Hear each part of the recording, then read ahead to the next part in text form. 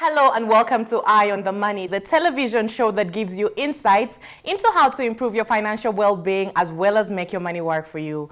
I'm Ingrid Nantege, and today on the show we talk about demystifying the concept of money. Now, the subject of money is very emotive, controversial, and emotional, especially among Africans.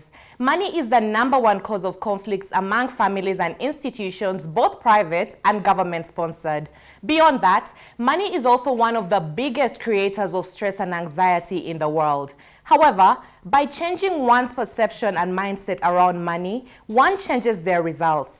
On the show today, I'm joined by personal finance coach and author Chacha Nyaigoti Bichanga to help us discuss the key to demystifying money as well as changing one's perceptions in order to create a whole new paradigm shift and different results when it comes to money.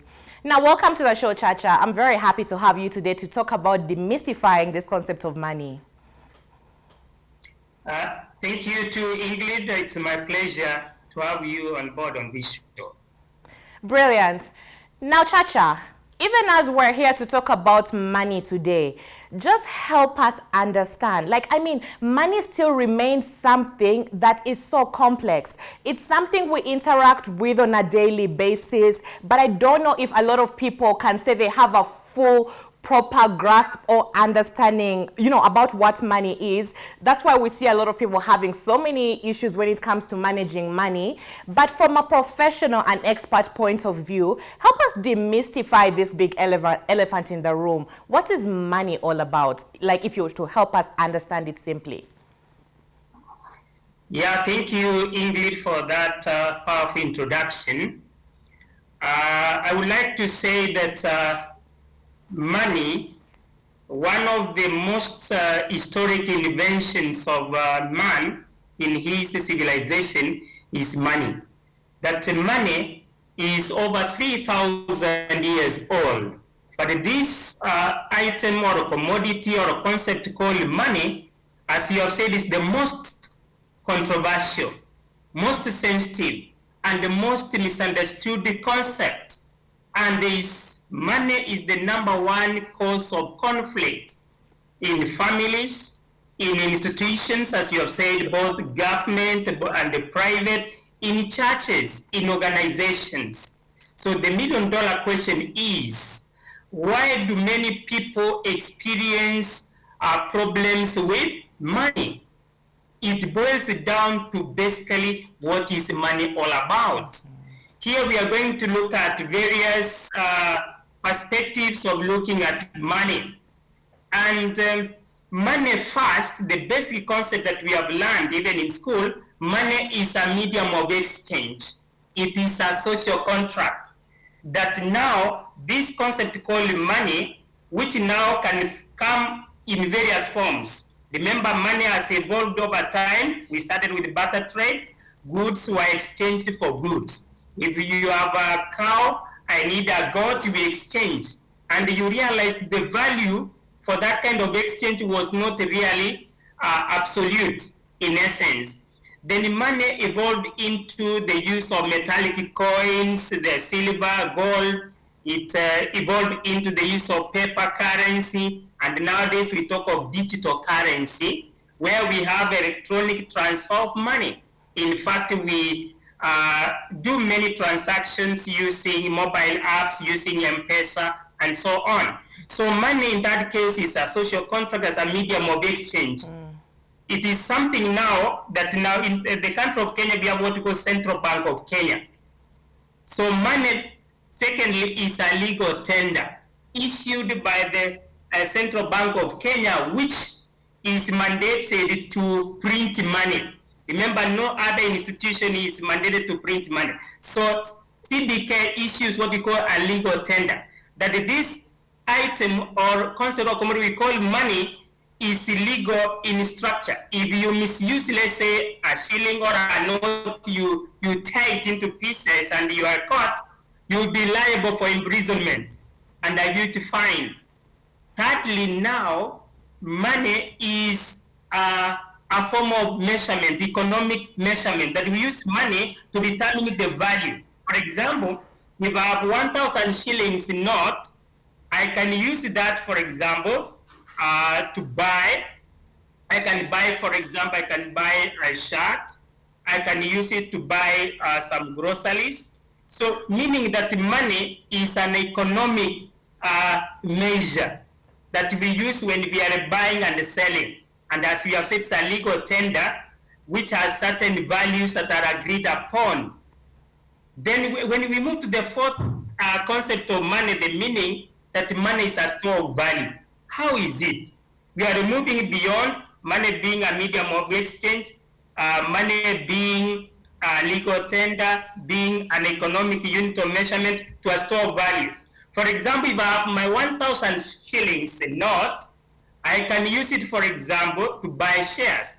Let us say I can use them to buy Equity, Safaricom, KCB, or any other shares in the Nairobi Securities Exchange. For example, if I buy 100 shares using 1,000 shillings, 100 shares of Safaricom, therefore the value is in the shares that are bought, which means now money has changed from being that value of 1,000 has given me 100 shares, which is now stored over time and can appreciate, and I can sell them once the shares, for example, increase in value. So money is a store of value. We can use money to buy assets that increase in value.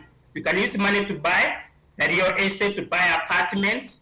You can use money to do something, or you can use money to start a business. So the value of money is stored in what you have used it for, and especially if it's going to generate some income or increase in value.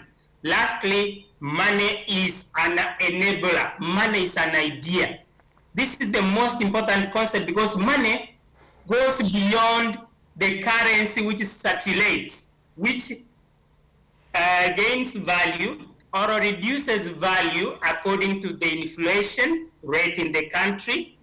So as an idea, money transforms our lives for the better. Meaning that if you have an idea, you can start it and you attract money. For example, even the idea of M-Pesa, it was an idea that somebody came up with and which Safaricom took over. And now M-Pesa has revolutionized the way we transact, the way we buy and sell in the whole of Africa, in the whole of the world. So money itself now, we move beyond the commodity that we use as a medium into an idea that you can come up with. For example, you can come up with an application. This application, you can sell it to people. When they use, when people use a certain application, call it a mobile application, you get a certain percentage of the transaction. Say you can get 1% of every transaction. So as an idea, you see, that idea will attract what we call money, and it will make you rich or wealthy.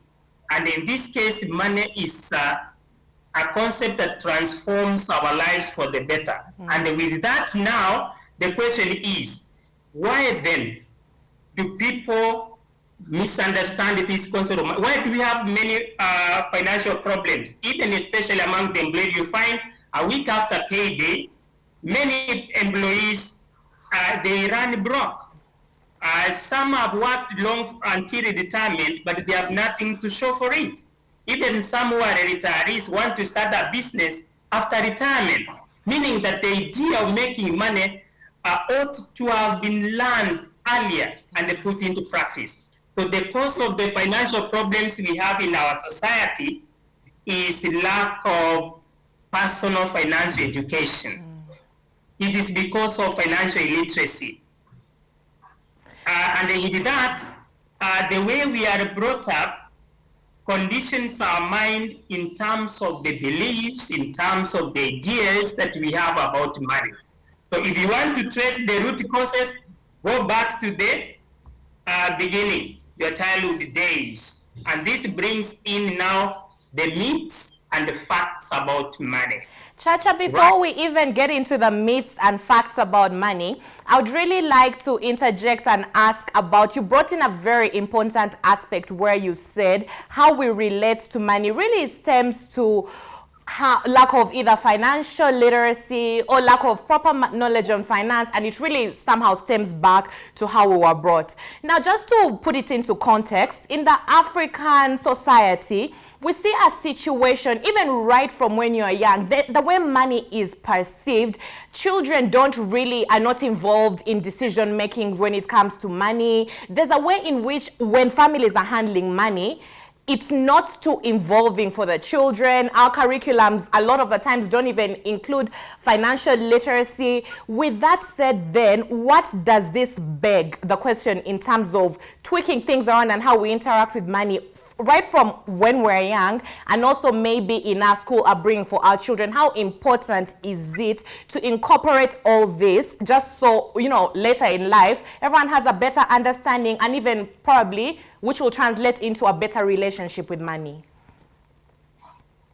Yeah, thank you for that kind of perspective that if our upbringing, the way children are born and brought up, especially talk of if it's in the traditional kind of society, although now we are in the modern times, you find the way we are socialized or brought up within our families, within our neighborhood, the school systems that we attend, even the churches, the religious groups that we ascribe to, the mass media even. We thank God that nowadays we have even Metropole TV, which is business oriented. These agents of socialization have not conditioned or taught our children, who now are adults like us, the right kind of beliefs and ideas about money. So as a society, even as a government, we need to have a curriculum. The children, when they report to school, they need to be taught basics, basic life skills, for example, about money, how to maybe save, the importance of saving, how to, the value of money in, for example, buying things that increase in value. Bit by bit, these children grow up now understanding that money is not evil, as we are meant to believe, some of those myths. So even our parents, as parents also, we are supposed to teach children about money. But remember, Ingrid, you cannot teach what you don't know. You cannot give what you don't have. So it starts with ourselves. We need to re-educate ourselves about the concept of money as an idea that can transform lives, as a store of value. Even our religious institutions also, they do a good role, but they should not emphasize on the negative aspect of money. Money, okay, that money is the root cause of evil. Well, but what about lack of money? Is it also the cause of evil that tempts people to go and steal, to kill for money?